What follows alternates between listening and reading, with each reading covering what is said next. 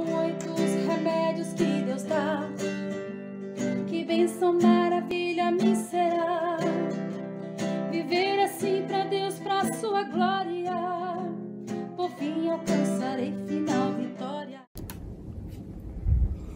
Olá amigos, aqui do Grupo Pentecoste, é um prazer mais uma vez estar aqui com vocês, compartilhando da Palavra de Deus. E hoje no Grupo Vida Plena nós vamos falar sobre algo muito interessante. Nós vamos falar sobre o poder de um abraço. Você já parou para pensar, você já ouviu os benefícios terapêuticos de um abraço? Se você está estressado e uma pessoa vem e te abraça, você já percebeu que parece que aquela pessoa reduz a sua carga? Se você está tendo uma crise de ansiedade, de pânico, e vem uma pessoa e te abraça, aquilo também reduz. A pessoa que está com crise de ansiedade ou com pânico, a pessoa está hiperventilando, o coração está batendo bem forte, que a gente chama de taquicardia, tem a sudorese, tem todo aquele mal-estar. Aí vem uma pessoa e simplesmente abraça. É como se o coração reduzisse os seus batimentos, a respiração volta para o lugar. É como se tudo voltasse a ter equilíbrio naquele momento. Já parou para pensar o porquê que isso acontece? É cientificamente comprovado que o abraço ele reduz os níveis de cortisol no sangue, que é o hormônio do estresse. Mas por que isso acontece? Algo tão simples como um toque. Será que qualquer toque dá essa sensação de bem-estar e melhora? Será que qualquer pessoa que vem e me abraça vai fazer com que eu me sinta melhor? Algumas pesquisas foram feitas e é comprovado que os benefícios terapêuticos do abraço estão relacionados à pessoa que vem e te abraça. Porque também tem aquele abraço falso, você já percebeu? Aquela pessoa que você não gosta, você assim, é obrigado a abraçar, parece que seu corpo todo se contrai, você fica assim toda contraída. Mas mesmo que seja uma pessoa que você não conheça, quando ela te toca e você sente aquele bem-estar, aquela sensação de paz, você já parou para pensar por que aquilo vem daquela pessoa? Na verdade, aquilo não vem da pessoa. Aquilo não vem de ser humano algum. Só pode vir de uma pessoa, só pode vir de Deus, esse bem-estar. Por quê? Se a gente fosse estudar aqui na Bíblia todos os momentos em que Jesus tocou as pessoas, ou as pessoas foram e tocaram ele, Jesus disse, de mim emanou poder. E ele falou que sem mim nada podeis fazer. Isso é verdade. E hoje em dia é cientificamente comprovado, você pode pesquisar na internet o poder do toque, o poder do abraço, de que há algo sobrenatural que acontece. A ciência sabe que algo acontece, mas eles não sabem explicar. Na minha linguagem, na minha crença, é Deus. É o Espírito Santo agindo em nós através do toque do Pai Celeste. É dito no livro de Atos que até a sombra dos apóstolos passavam pelas pessoas e curavam por causa da fé que eles tinham. Muita gente corria para onde Paulo estava porque queriam tocar para sentir um pouquinho daquela energia, um pouquinho daquela força que vinha deles. Um pouquinho do poder de Deus através dos apóstolos. Eles queriam pegar nem que fosse um pouquinho. Mas antes da gente chegar até esse ponto que nós chegamos hoje, por exemplo, de falar dos benefícios do toque, do abraço, você sabe como tudo isso começou? Que quando Deus criou o ser humano, ele criou de uma maneira perfeita, saudável, sem nenhum problema. Mas quando o pecado veio ao mundo, a primeira coisa que Adão sentiu foi medo. Porque ele teve essa separação, é como se Deus estivesse com ele tocando o tempo todo, enchendo ele desse conforto, dessa maravilha. E quando veio o pecado, ele fez separação, a Bíblia diz que fez separação entre Deus e o homem. E Adão temeu. Mas o que será que Adão temeu mais naquele momento? Porque sem aquele toque, sem aquele abraço, sem aquele conforto, ele temeu pela sua vida. E ele temeu morrer. No livro História da Redenção, a senhora White descreve a sensação que Adão teve quando ele percebeu a primeira morte.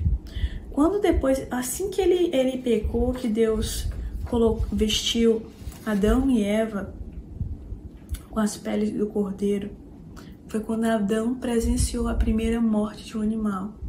Adão sofreu por ver um ser vivo sofrer consequência do seu pecado. Depois, quando ele viu as primeiras folhas cair, ele também chorou. Mas a pior dor que ele sentiu foi quando ele perdeu seu filho. Quando ele perdeu Abel. Quando ele viu o seu filho mais velho, Caim, matar o seu caçula Abel. Ele viu ali a maldade e realmente o peso do pecado. E a senhora White descreve assim na página 55 do História da Redenção, no capítulo 5. Diz assim: a vida de Adão foi de um triste, humilde e contínuo arrependimento. Quando ensinava seus filhos e netos a temerem o Senhor, era com frequência amargamente reprovado por seu pecado, de que resultara tanta miséria sobre sua posteridade. Quando deixou o belo Éden, o pensamento de que ele deveria morrer fazia-o estremecer de horror. Olhava para a morte como uma terrível calamidade. Foi primeiro familiarizado com a terrível realidade da morte na família humana, pelo seu próprio filho Caim, ao matar seu irmão Abel. Cheio de amargo remorso por sua própria transgressão e privado de seu filho Abel, olhando a Caim como um assassino e conhecendo a maldição que Deus pronunciara sobre ele, o coração de Adão quebrantou-se de dor. Muito amargamente, ele se reprovou por sua primeira grande transgressão. Suplicou o perdão de Deus mediante o sacrifício prometido. Profundamente havia ele sentido a ira de Deus pelo crime cometido no paraíso. Testemunhou a corrupção geral, de mais tarde finalmente forçou a Deus a destruir os habitantes da terra por um dilúvio. Quando chegou a esse ponto, a sentença de morte pronunciada sobre ele por seu Criador, que a princípio lhe parecia tão terrível, depois que ele viveu algumas centenas de anos, parecia justa e misericordiosa em Deus, pois trazia o fim a uma vida miserável. Já pensou você viver ele viveu mais de 900 anos, Adão, e você vê quantas gerações à sua frente, e você vendo o pai matando o filho, e vê toda a degradação da sociedade, e você tá trazendo aquele peso consigo de toda a consciência, sabendo que tudo aquilo de ruim que está acontecendo foi por culpa sua, por algo que você fez. Algo que você fez que fez com que você perdesse aquele toque de Deus, quando você saísse daquela proteção.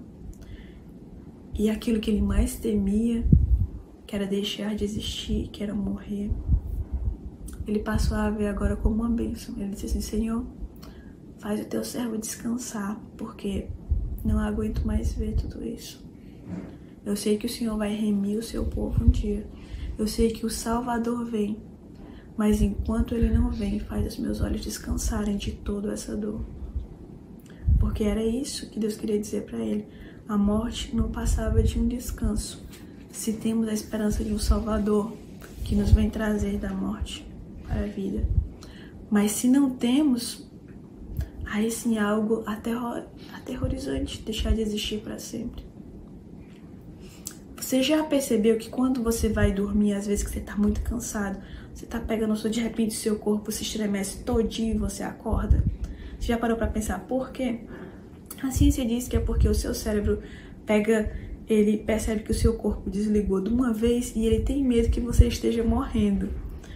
Mas na verdade você está caindo no sono, então o seu cérebro lança uma injeção, é como se mandasse uma mensagem elétrica bem rápida para estremecer o teu corpo e você acordar e você, opa, tô vivo, para ter certeza que você tá vivo. A pessoa é ao milésimo de segundo essa falha de comunicação no seu corpo que faz que você tenha esse espasmo, o seu próprio corpo com receio de morrer, e na verdade você tá indo dormir. Para você ver como é tão intrínseco, tão ligado, tão próximo essa questão de morrer e dormir. Por isso que a Bíblia fala que a morte é um sono e que nós não deveríamos temê-la. Deveríamos temer o que Adão não temeu, a separação com o Pai, a separação desse toque. Porque a Bíblia diz que nós deveríamos temer a segunda morte, que é a morte eterna. Não a primeira morte, que é a morte do sono. Mas, Cabelo, o que isso tudo tem a ver com esse toque? Lembra que Adão temeu porque ele perdeu esse toque. Você já parou para olhar, por exemplo, em Lucas 15, quando vai contar um pouquinho da história da parábola do filho pródigo? A gente não vai todo nela, eu quero só que você perceba que as palavras do filho quando ele chega no pai. A parábola do filho pródigo. Filho amado pelo seu pai que tinha tudo, mas ele se rebeldia, ele quer seguir o seu próprio caminho, quer aprender as coisas do jeito dele. Ele fala, pai, me dá a minha herança. Pro filho dizer isso, pai, me dá a minha herança, é como se ele dissesse assim pra mim, você morreu, pai. Eu só quero as minhas coisas para viver a minha vida. Porque nenhum pai, naquela época, daria herança pro seu filho sem que ele tivesse morrido. Então o filho estava dizendo isso pra mim, você morreu, você não tem mais valor, eu quero a minha herança. E o pai vai, mesmo assim, dá a herança pro filho, deixa ele seguir a vida dele, e depois o filho percebe, depois que ele gasta tudo, na verdade ele tinha tudo com o pai. Ele tinha comida, ele tinha conforto, ele tinha amor, ele tinha tudo que ele precisava. Então ele, arrependido, mesmo amargurado, disse assim, eu não mereço mais nem ser chamado de teu filho. E no versículo, Lucas, capítulo 15, versículo 20, diz assim, e levantando-se foi para o seu pai, e quando ainda estava longe, viu seu pai, e ele se moveu de íntima compaixão, e correndo, lançou-se ao pescoço e o beijou. E o filho lhe disse, pai, pequei contra o céu e perante ti, e já não sou digno de ser chamado teu filho. Já imaginou Adão reconhecendo isso perante o pai? Pai, eu pequei contra o céu e perante ti, e já não sou digno de ser chamado teu filho. Mas aí o pai, Deus, diz, trazei depressa a melhor roupa, vesti-lhe, pôr-lhe um anel na mão e alparcas nos pés. Foi exatamente isso que Deus fez. Ele disse assim, Adão, você não vai morrer eternamente. Você vai ter uma consequência do seu pecado, sim. Você vai descansar no pó. Aí Jesus olha para Adão e diz assim, Adão, eu vou morrer no teu lugar. Se você ler o capítulo 5 do História da Redenção, é fantástico. Dá vontade assim de você chorar, de você imaginar aquela maravilha, aquela perfeição. Já imaginou você ter o seu pai ou a sua mãe morrendo no seu lugar por algo que você cometeu um crime, que eles chegaram pra você e disseram, não faça isso, porque se você fizer, vai acontecer, e eles pagam o preço no seu lugar. Será que tem algo mais lindo do que isso? Não, não tem. Não tem. O poder de um abraço pode ter grande solução, como aconteceu comigo alguns anos atrás. 2017, maio de 2017, a minha avó estava no hospital e a gente tinha passado uma semana horrível porque minha avó estava com pneumonia, estava com algumas escaras, estava com início de sepse e minha mãe estava sofrendo muito naquele dia e deu o pôr do sol do sábado. E a minha mãe não tava assim com muita vontade de comer. Eu disse assim, mãe, vamos pedir uma pizza. E veio uma moça pra entregar e eu peguei o cartão da minha mãe e tava com a minha mente assim meio estressada, meio preocupada com as coisas que estavam acontecendo. E eu cheguei com o cartão pra passar e eu esqueci a senha e eu voltei pra minha mãe. E depois a moça me deu o ticket e eu tinha que voltar. Eu sei que eu voltei pra falar com a moça no portão e falar com a minha mãe umas 3 vezes. E na última vez eu cheguei pra moça e falei assim, moça, me perdoa por estar fazendo isso, te fazendo esperar tanto tempo e ter indo e voltando, mas eu contei assim bem rápido pra ela que a gente tava passando com a minha avó no hospital e que minha mãe não tava muito bem. E aquela moça olhou pra mim, encheu os olhos d'água e disse assim, olha, cuide muito bem da sua mãe, porque ela é o bem mais precioso que Deus nos dá nessa terra. Eu perdi a minha há alguns dias. Eu não lembro quanto tempo, se ela disse algumas semanas ou meses, mas fazia pouco tempo que ela havia perdido a mãe dela. E ela disse assim, e eu sinto tremendamente a falta dela. E nessa hora ela começou a chorar. Eu não sabia o que fazer. A minha reação foi involuntária. Eu abracei. E fiquei com ela um bom tempo, até que deixei que ela me soltasse. E ela me soltou e eu conversei um pouco, e eu tentei conversar um pouco com ela, eu senti que ela não queria conversar. Mas eu ofereci para ela um livro, eu não lembro o livro do ano, era algum livro sobre a Grande Esperança. Eu anotei o número do meu WhatsApp, o meu nome, e disse para ela, entre em contato comigo, vamos conversar. E ela foi embora. Minha avó faleceu, a gente teve que ir para Fortaleza, 8 horas distante de onde eu moro. E mais ou menos uma semana depois eu recebo uma mensagem dela no meu celular, falando assim, oi Gabriela, aqui é a Kelly, você lembra de mim? Assim, assada. Eu disse, oi querida, tudo bem, como você tá? E ela pegou e disse assim, Gabriela, eu quero lhe dizer que você foi um anjo de Deus naquela noite. Que aquele abraço que você me deu salvou a minha vida. Eu fiquei assim, como assim? Aí ela pegou e continuou. Naquela noite, eu tinha planejado dar cabo da minha vida. Eu ia entregar a sua pizza e depois eu ia me jogar com a minha moto no Canal do Crato. E eu moro próximo do Canal do Crato. E o plano dela naquele momento era esse. Mas na hora que eu a abracei, não foi a Gabriela, ela sentiu o abraço de Deus. Ela sentiu o abraço do Pai, como o Pai abraçando o seu filho pródigo, dizendo, não desiste da vida, porque eu não desisto de você. Como Adão recebendo o abraço de Deus novamente, dizendo, volta pra mim. Então eu quero dizer pra vocês hoje, Deus ele não desiste de nenhum de nós. Você está nos braços de Deus, ainda que você não esteja sentindo nesse exato momento. Mas se você permitir, é o que Ele mais quer, é te receber em seus braços.